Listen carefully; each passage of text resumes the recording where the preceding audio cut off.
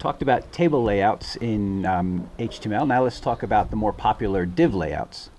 The page you're on shows 3 pictures, and the first picture is the end product, the HTML page that we're targeting or that we're trying to create with our div layouts. Let me explain in general how these divs work. I've said before that a div is a rectangle on the screen, and when you look at the layout that we've created using divs, you'll see that we have a screen that has rectangles. There's a banner rectangle at the top, the familiar global nav rectangle underneath, and then a local nav rectangle and a content rectangle. They happen to be filled with a particular kind of content, but that's not as important to us right now as the fact that they were created with divs. So if you squint your eyes, you could actually see all the divs, and we can count them up. There's 1, 2, 3, 4 of them in this first picture, and they have different colors, and they have different sizes, and they're in a different relationship to each other. If you look at the second picture on the screen, you'll see the HTML that creates those. I've hidden all of the HTML content just to focus on the structure of the divs. A couple things to notice about them: they're all inside the body. You wouldn't put a div inside the head, for example, because that's not where the content of the page goes. So we have the same header, navigation, left column and right column, 1, 2, 3, 4 divs, and then they're all inside a wrapper div. That's a div that you might not have noticed or you might not have thought about when you saw the first page, but that div actually creates the frame within which all the other divs live. And that's a very usual technique to do when you're creating layout with divs, is to create a container and then inside that container put other divs. Now I'll pause for a moment here to say that the layout here we have is very simple, and if you search the web for different layouts using CSS, you'll see that there's all sorts of nested, 3, 4 levels deep trying to get a particular layout with a particular structure. So we're doing a very simple one here, but it's enough to get you started to know how to go about it. So on line 25 you see the wrapper div. That's the div that creates the whole frame of the page and puts all of the other screen areas into perspective. On line 27 we have the header div, and that's the one that's at the top of the page that has some instructions in it. And another thing you'll see in here is that that we use HTML comments in order to make sure that as you're going through a very large HTML file, you can see where a particular div begins and ends. The critical thing here to notice about each of these divs is the ID attribute. The ID attribute uniquely identifies each of these divs, and later on I'll show you how, given the unique identifier for the div, you can create a particular layout, a particular look and feel for that div. Okay, so on line 25 we have the wrapper. On line 27 we have the header. On line 32 we have the navigation. That's the global nav. That's the small bar across the top. Notice there's nothing in here about how they lay out. It's just naming them and putting them inside of containers. Then the left column and the right column, and all of those are identified by an ID attribute.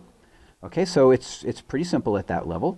Where we get into a little bit more complexity, if you look at the third image, you'll see the CSS that the CSS file that defines this look and feel and this layout, and you'll see that that each of the divs has a little section here that describes what's the look and feel and layout of that div.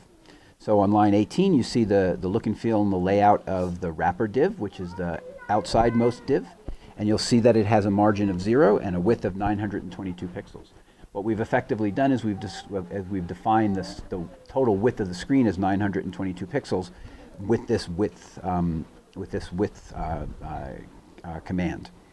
So this is a CSS file that we're looking at in the third image, and it has layout and look code for every one of those divs.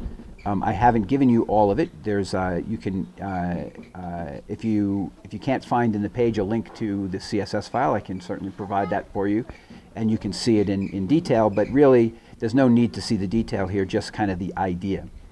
So we have that wrapper div identified by its ID, and notice that the ID corresponds to the pound sign. So in CSS, that's just a convention. If I want to apply formatting to an